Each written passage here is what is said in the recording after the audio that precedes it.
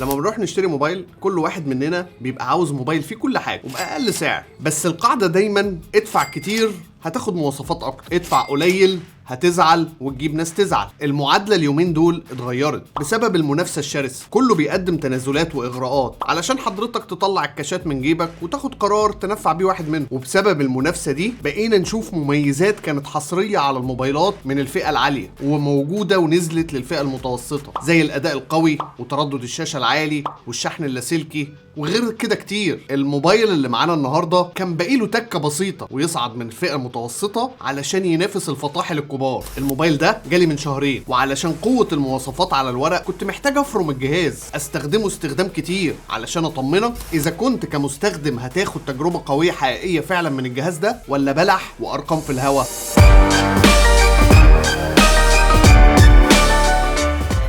سيداتي آنساتي سادتي، أهلا ومرحبا بيكم في الوصف التفصيلي والتعليق على 045G من انفينكس، الموبايل اللي انفينكس بتروج له انه لصناع المحتوى، يعني جهاز مبني على الكاميرات والاداء والحركات. فتعالوا معانا نفصص الموبايل ده علشان نشوف يستاهل انك تطلع الكاشات وتختاره ولا في بدايل تانية مغرية اكتر. بسم الله نبتدي بكليشيه فتح العلبة. خلونا نفتح مع بعض الباكج اللي جالنا من انفينكس واللي بنشكرهم عليها، شكرا انفينكس. والريفيو ده مش اعلان، صحيح الموبايل من انفينكس لكن هم ما عندهمش اي اشتراطات ومش دافعين فلوس يعني، فكل كلمه في الريفيو ده راينا الخاص وبناء على تجربتنا. علبه انفينكس معاها كل حاجه، يعني لما تشتري وهقولك على الاسعار بعدين مش محتاج تجيب اي اكسسوارز. في جراب خامته هايله ومعاه سكرين بروتكتور من الزجاج لحمايه الشاشه، لمسات جميله خاصه لما تلاقي شاحن في العلبه 45 واط، ومعاه كمان حاجه ما بنشوفهاش كتير، معاه سماعه سلك تايب سي، يعني شكرا طبعا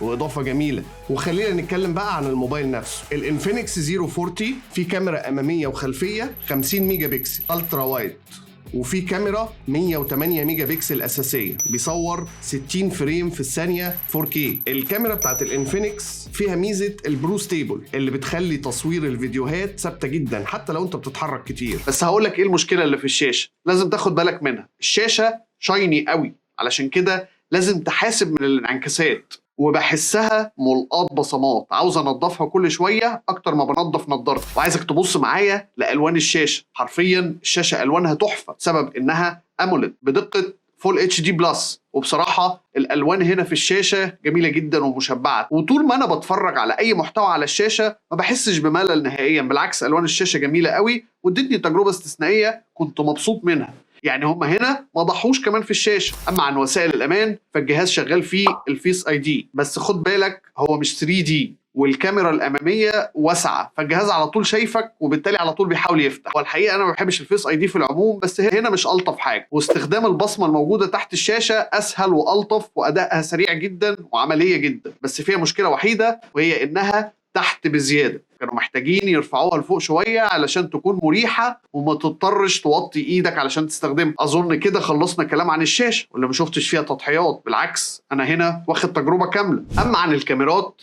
فشكل الكاميرات المدور هنا شفناه في تليفونات كتير، بس الفرق الحقيقي بيظهر في تجربه الاستخدام مش مجرد الشكل، لان الكاميرات هنا بتديك تصوير احترافي. حتى الكاميرا الاماميه مش واخده اي مساحه من الشاشه، الكاميرا الاماميه هنا ممتازه وتكاد تكون اكتر حاجه عجباني في الموبايل. انا الحقيقه ما قابلتش قبل كده موبايلات كتير الكاميرا الاماميه بتاعتها 50 ميجا بكسل، حتى وحوش الموبايلات ما بيعملوش 50 ميجا بكسل. بس البكسل مش كل حاجه. انا لما كنت بصور بالكاميرا الاماميه بالنهار كانت بتطلع صوره جميله فعلا، طالعه من كاميرا نظيفه تقدر تعتمد عليها في اي ظروف للاضاءه المحترمه. هتنبسط جدا من الكواليتي اللي طالع، الوانها حلوه شويه اوفر ساتوريتد بس عادي، الناس بتحب لوك الطماطمايه بتاع سكين تون الايفون فعادي. وهنا مش طماطم، والسكين تون مناسب ولطيف قريب للحقيقه. الكاميرا الاماميه في اي موبايل دايما بتبقى مسار شك، ما بيبقاش الواحد عنده ثقه كامله هتطلع الصوره احسن حاجه ولا لا. انفينكس 040 دي النتيجه بتاعت الصوره بتاعته. انا معرفش طبعا هي شكلها على الموبايل حلو، لكن في الواقع ايه وضعها ما عنديش فكره. دي نشوفها على الجهاز. وكمان في نايت مود لو عايز تصور بالليل في الاضاءه الضعيفه، بس يعني هتلاقي شويه نويز في الفيديو وفي الصور في الاضاءه الضعيفه قوي بزياده، وده طبيعي يعني. نشوف الاستابلايزيشن، هي كده الموبايلين مش على جيمبل، مجرد سيلفي ستيك عادي.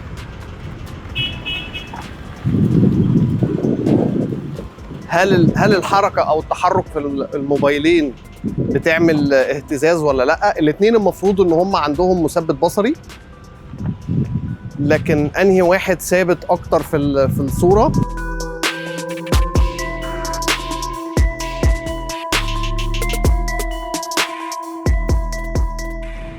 الشمس في جنبي، الاتنين هيطلعوا اضاءة شكلها لطيف. انهي واحد فيهم هيظبط الاكسبوجر اكتر ده هنشوفه على الشاشة لما تكون الشمس في ظهري. وده بيبقى وضع صعب على اي موبايل ان هو يظبط الاكسبوجر. هي الشمس مش شديدة قوي لان خلاص قررت انها تروح وتسيبنا، بس بيبان قوي تعامل كل موبايل مع الاكسبوجر، ازاي قدر ينور الجسم او يطفيه، يضلمه وينور الخلفيه.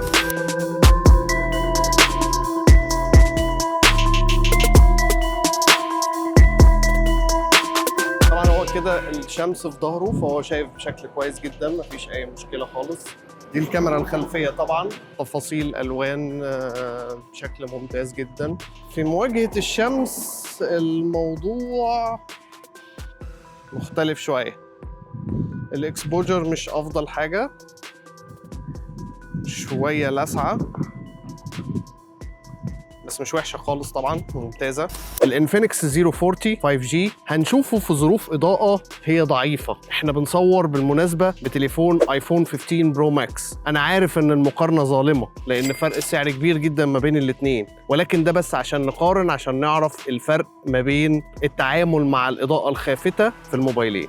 دي الكاميرا الاماميه في ظروف اضاءه ما يعلم بيها الا ربنا. طبعا واضح ان ظروف الاضاءه ضعيفه جدا، وانا مش عارف، طبعا انا مش شايفني على الشاشه ذات نفسها، فمش عارف بقى اللي على شاشه الكمبيوتر او على جهاز البي سي هيبقى شكلها عامل ازاي، والتعامل مع الالوان هيبقى ازاي. طبعا الكاميرا فيها، الكاميرا الاماميه يفترض فيها فلاش، وبالتالي احنا هنشغل الفلاش عشان نشوف ايه اللي ممكن يضيفه الفلاش.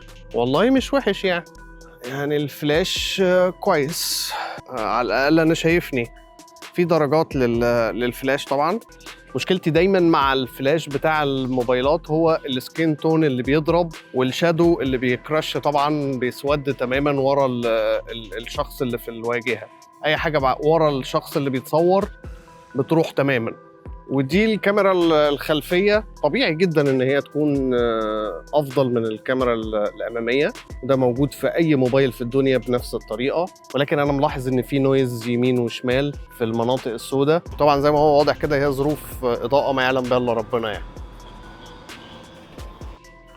مش هقول لك ان هو يعني ده شيء وحش، هو وحش، ولكن هو طبيعي في موبايلات كتير جدا اغلى من الموبايل ده بمراحل يعني.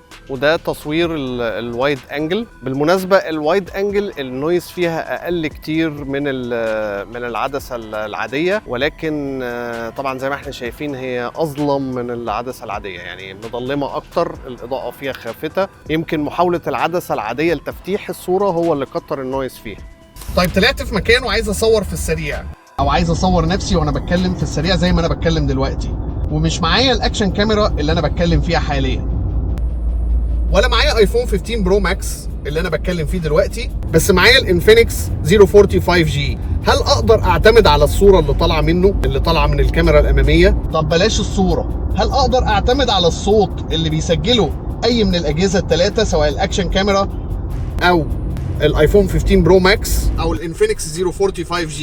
هل جوده الصوت تصلح للاستخدام؟ الكاميرا الاماميه هنا بصراحه مش شايف فيها اي مشاكل، بالعكس كاميرا كويسه جدا ومحترمه، وممكن تعتمد عليها في الفلوجينج لو انت لا قدر الله يوتيوبر او تيك توكر. الكاميرا هنا بتديك تصوير فيديوهات كويس جدا، بيوصل معاك ل 4K بمعدل 60 فريم في الثانيه. فكره ان انت دايما يبقى معاك موبايل في جيبك سهل ورخيص وسعره حلو في متناول اليد، تطلعه وتاخد بيها المحتوى اللي انت عايز تصوره او الحدث اللي انت عايز تصوره، وتبقى عندك دايما ثقه في ان الموبايل هيطلع لك صوره او هيطلع لك فيديو مش مهزوز مش مبكسل، الصوره فيه حلوه ورايقه ومعالجه بشكل كويس. ده في حد ذاته بيديك ثقه كبيره في المنتج اللي في ايدك. وانفينكس 040 بيحقق المعادله دي بشكل كويس جدا. يعني الموبايل بتاخد بيه فيديوهات بتحس ان هي يوزابل على السوشيال ميديا، وحتى على سكيل اكبر من السوشيال ميديا، لان هي بتصور 4K، الفيديو بيطلع 4K حتى في ظروف الشمس الشديدة أو الإضاءة المش متوازنة.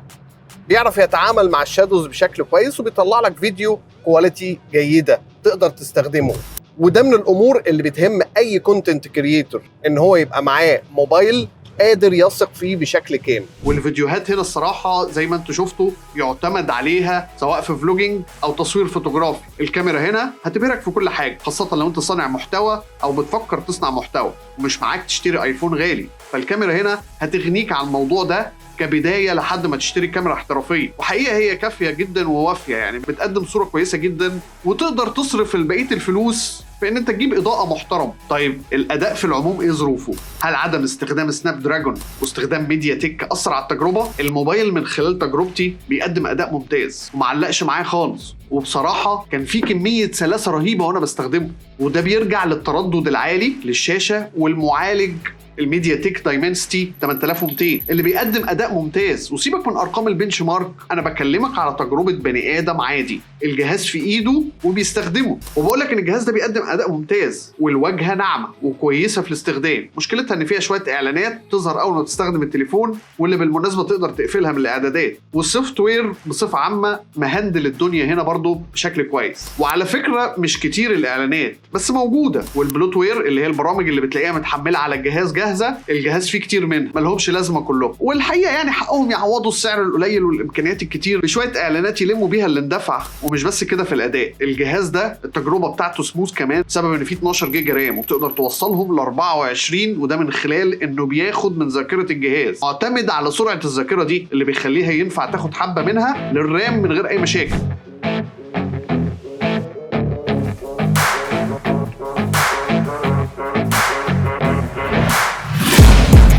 Taking shots at the enemy.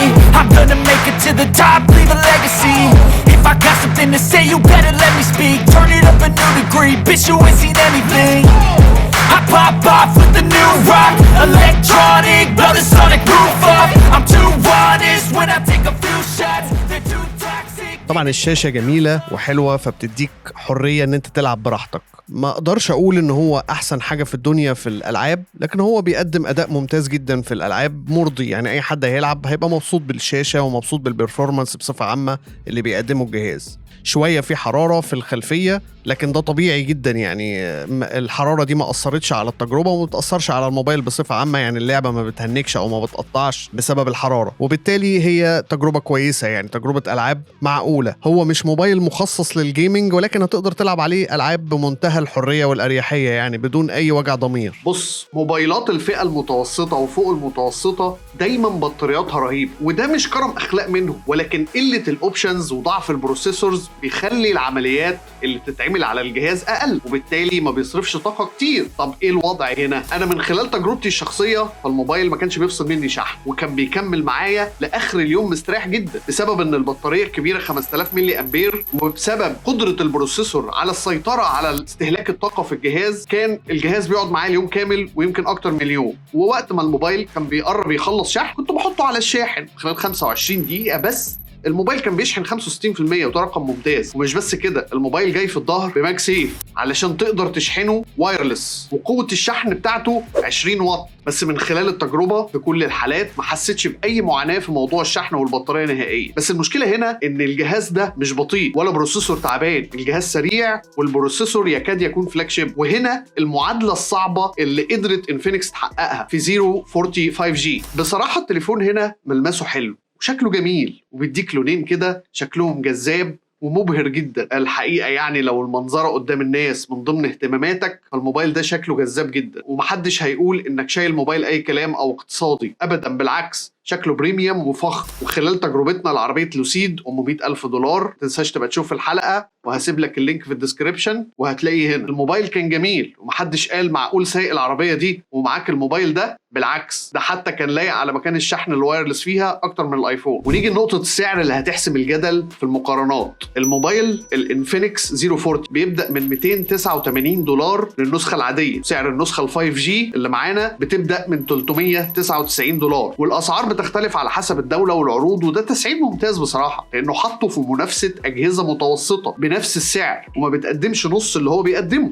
وهم واعدين ب3 تحديثات اندرويد وسكيورتي باتشز، وده شيء كويس جدا. في الحقيقه يوم بعد يوم المسافه بين الموبايلات الفلاج شيبس وموبايلات الفئه المتوسطه بتقل. الموبايلات الاقتصاديه بتتشال وتتنكت عشان تقدم تكنولوجيا جديده وتنافس الكبار، والكبار دايسين فرامل في الاختراعات وبيحدثوا بالتنقيط، واحيانا بيرجعوا للخلف او بيقدموا اضافات جيميكي ملهاش لازمه. وده ادى مساحه للموبايلات الاقتصاديه وفوق المتوسطه انها تقدم خلطات سحريه تدي المستخدم تجربه اقرب للفلاج شيب من غير ما تدفع المشتري اللي وراه واللي قدامه. في رايي ان الانفينكس 040 5G عمل معادله صعبه وقدم خلطه ممتازه للمستخدم العادي، وحتى المستخدم التقيل هينبسط من تجربه الجهاز ده. فعلا انفينكس درست احتياجات السوق بشكل كويس وضافوا في الموبايل كل المميزات اللي المستخدم بيفكر فيها، غير عن الحاجات اللي ما تهمش المستخدم في حاجه وبتزود سعر الموبايل على الفاضي. والموبايل ده انصح بيه حقيقه للي ميزانيته محدوده وعاوز يصنع محتوى او حتى يصور خروجات عائليه، بس يكون عامل حسابه انه في التصوير الليلي مش احسن حاجه. بالمعنى الاصح الموبايل مش هيديك اداء ايفون 16 برو ماكس ولا سامسونج S24 الترا، بس هيديك اداء يؤدي الغرض بشكل كبير وباللي انت دافعه واكتر من اللي انت دافعه، وصعب تلاقي جهاز تاني بيديك اللي هتاخده منه. حقيقي لما هتنشر المحتوى اللي هتصوره الكل هينبسط من الجوده. بس كده، اشوفكم حلقات جايه او سبق. متنسوش اللايك والشير والسبسكرايب وشاركونا الراي في التعليقات. سلام.